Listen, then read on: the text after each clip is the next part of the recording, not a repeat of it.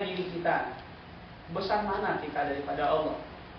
Apa sanggup kita menentang, menolak kekuasaan Allah? Mulai dari seandainya Allah panggil saya nanti sore pulang dari sini, atau besok pagi nggak bangun lagi.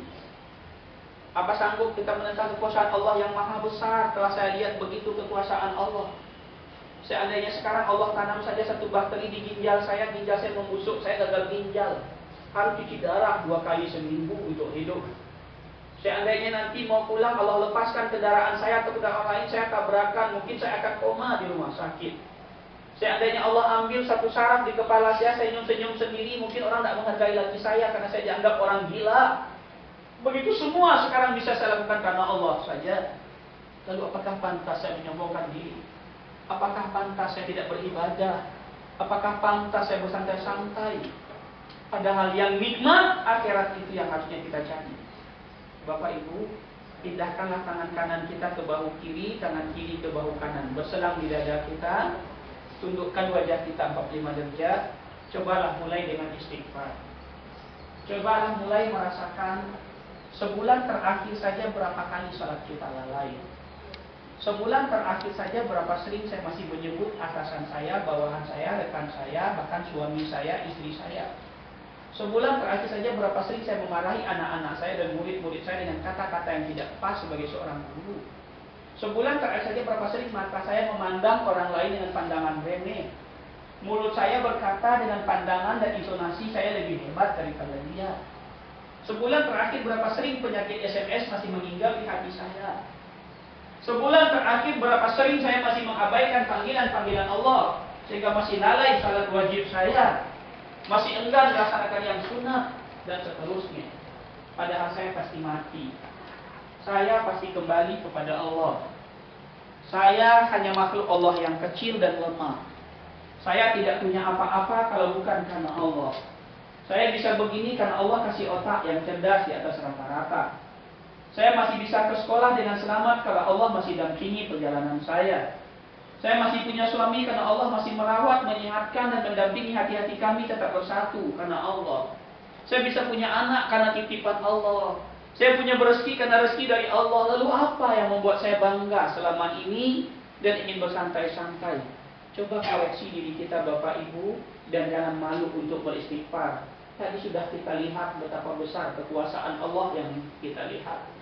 Betapa besar kasih sayang Allah kepada kita setelah kita lihat satu penyakit tumor kepala saja. Setelah kita lihat tsunami kalau Allah datangkan bisa lewat gunung talang, gempa yang begitu dahsyat dan seterusnya. Betapa sayangnya Allah pada saya. Bapak Ibu, cobalah beristighfar. Cobalah ungkapkan dengan lirih. Cobalah hati, install ke hati kita pengakuan syukur yang benar. Astagfirullah ya Allah. Kami adalah hamba-Mu yang selama ini kufur nikmat-Mu ya Allah. Begitu sering kami mengabaikan perintah-Mu. Begitu sering kami mengerjakan larangan-Mu. Begitu sering hati-hati ini penuh dengan penyakit. Begitu sering mulut ini berkata yang kasar dan keras. Begitu sering hati ini terpecah dengan penyakit buruk sangka dan seterusnya. Begitu sering tangan ini mengambil yang bukan haknya. Begitu malas kaki ini melangkah ke rumah-rumahnya ketika dipanggil olehnya untuk beribadah, untuk meeting bersama Allah, untuk berkumpul bersama orang saleh, selalu mencari alasan. Begitu sering kulit ini takut dingin waktu subuh. Padahal dingin itu yang menyelamatkan kami dari api neraka. Telah istighfarlah Bapak Ibu. Astagfirullahaladzim. Jangan malu. Kalau di kelopak mata kita ada yang mau menetes, jangan malu Bapak Ibu. Air mata ketika kesadaran muncul itu adalah hidayah. Air mata yang keluar ketika kesadaran muncul itu adalah pengampunan. Adalah kotoran yang keluar dari diri membersihkan hati, perasaan, pikiran, dan tubuh kita. Maka istighfarlah semakin dalam. Istighfarlah semakin dalam. Istighfarlah semakin dalam. Astagfirullah. Dan ketika ada kelopak mata kita memanas, jangan malu. Sekarang bayangkan anak kita, bayangkan suami kita, istri kita, orang tua kita. Apakah kira-kira kita baru menangis? Kalau seandainya memang Allah tetapkan takdirnya, sepulang dari sini nanti kita dapat kabar kita menemukannya bersimbah darah dan terbujur kaku di tengah doa? Atau apakah kita baru menangis kalau pasangan hidup kita dipanggil Allah lebih dahulu karena sebuah musibah? Karena kesombongan kita Allah buktikan bahwa yang berhak menghidupkan, mematikan, berhak mengatur, mengangkat kebahagiaan dan sebagainya hanya Allah. Allah tunjukkan kekuasaannya baru kita terbelalak. Astagfirullahaladzim, ya Allah, betapa sombongnya kami selama ini. Atau apakah kita baru akan mampu meneteskan air mata kalau sudah kita sendiri yang dipanggil Allah dan depan kita telah ada malaikat maut. Lalu dia mengatakan, saya diperintahkan Allah menjemputmu sore ini. Cukup dengan bekal apa yang telah kamu miliki, kamu wajib mempertanggungjawabkannya kepada Allah mulai nanti jam 10 malam. Karena jam 10 kurang 5 tubuhmu telah akan dimakamkan di sebuah tempat. Dan begitu ditinggalkan 7 langkah, Munkar dan Nakir telah mendekatimu dan bertanya, dan kamu tidak sanggup menjawab pertanyaannya karena sering mengabaikan perintah-perintahnya. Astagfirullahaladzim. Kesombongan seperti apa lagi yang harus kita pertunjukkan? Rasa syukur sekecil apa lagi yang harus kita perbesar? Padahal nikmat telah begitu banyak kita terima. Istighfarlah Bapak Ibu. Astagfirullahaladzim. Astagfirullahaladzim. Dan sebagai pembanding, dengarkanlah kata ini. Mungkin ini kata ibu kita saat kita berkuliah melepas kita, dan harapannya sampai kita ke liang lahat kelak.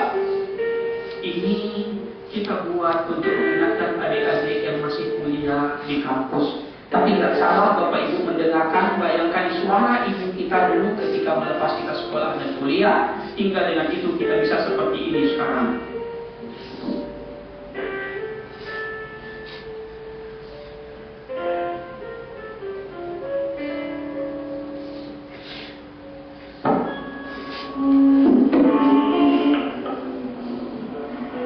Kepada anakku yang telah menyusuimu. Nah, dengarkan baik-baik dengan diri Bapak Ibu. Ibu kembali teringat padamu. Ibu sangat rindu. Ibu ingin memelukmu, seperti saat kau kecil dulu. Adakah kau ingat, nak? Setiap kali hatimu gundah, kau akan menangis di pangkuan ibu. Lalu ibu akan membelai rambutmu, lalu menghapus air mata di pipimu. Ingin rasanya ibu menanggung semua kesedihan dan kesusahanmu, agar hanya tinggal senyum yang tampak di wajahmu. Bahkan saat ini pun ibu sangat gundah karena tak bisa berada di sampingmu, menemanimu untukmu. Kemana kau akan mengadu saat belanjamu habis? Kepada siapa kau akan berkeluh kesah saat beban kuliahmu menumpuk? Pada siapa kau akan bermanja saat kau sakit?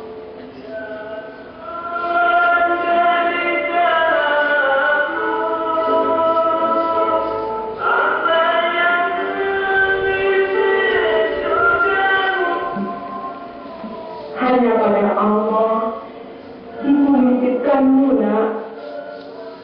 Karena itu pesan ibu, dekati Tuhanmu.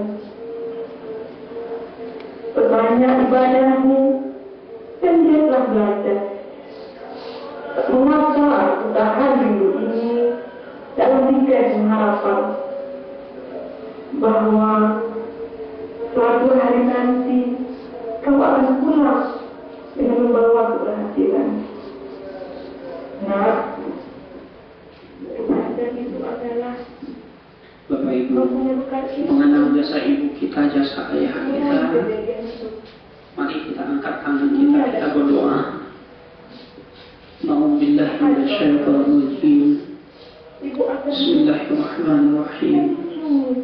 Alhamdulillahirabbil alamin.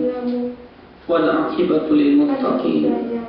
Wassalatu wassalamu ala asyrafil mursalin wa ala alihi wa sahbihi ajma'in. اللهم Allahumma ya Allah yang maha melihat dan maha mendengar. Pada saat ini ya Allah, kami tersadar dengan kesombongan dan dosa-dosa kami. Ampunilah ya Allah dosa kami. Terimalah ya Allah tobat kami. Gugurkanlah Allah dosa kami yang kecil atau yang besar. Dosa yang kami kerjakan sendiri atau bersama. Dosa yang masih kami ingat atau mungkin kami telah lupa. Dosa yang kami kerjakan terang-terangan atau sembunyi-sembunyi ya Allah, karena Engkau maha tahu dan maha melihat. Ampuni semuanya ya Allah.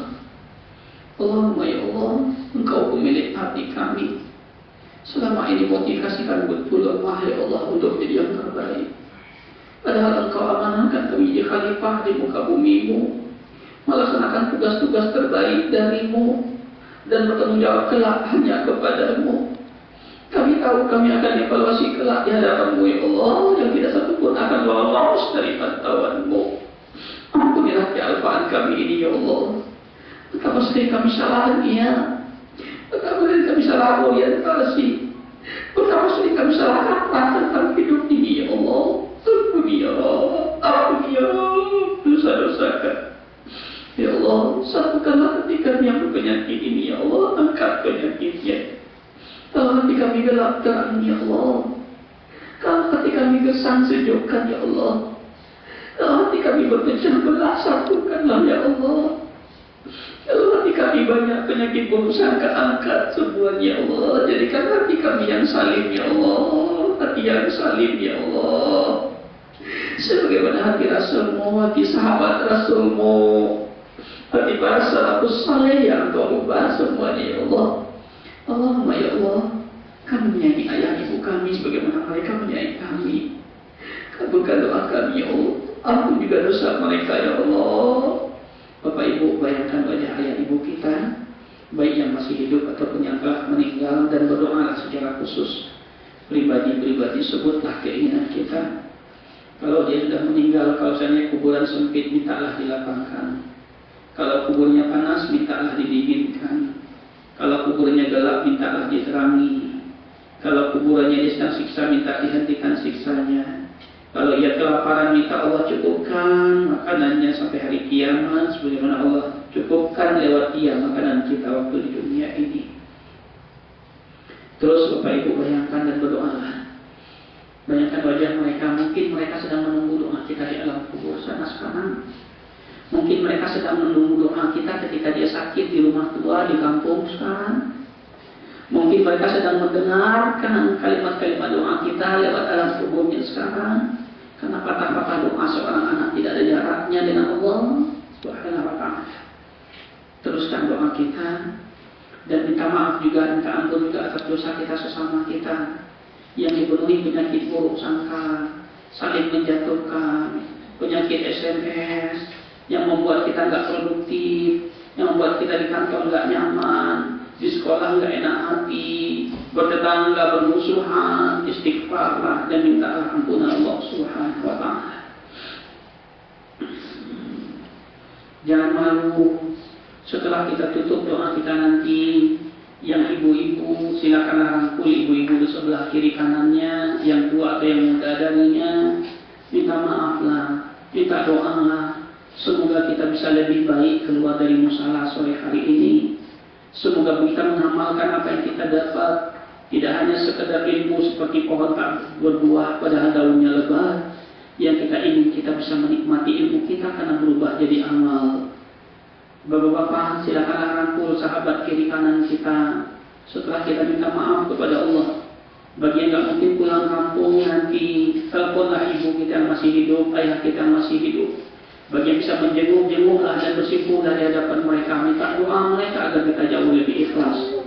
Kita tutup doa kita, Rabbana atina fid dunya hasanah wa fil akhirati hasanah wa qina adzabad dunya wa qina adzabal qubur wa qina adzabal mahsyar wa qina adzaban nar walhamdulillahirabbil alamin. Silakan ibu-ibu, mungkin kita pernah nggak enak hati sama sahabat kita kiri kanan. Silakan mau berdiri, mau bergiliran, mau berangkulan, silakan mau minta doa, mau minta maaf, silakan. Jangan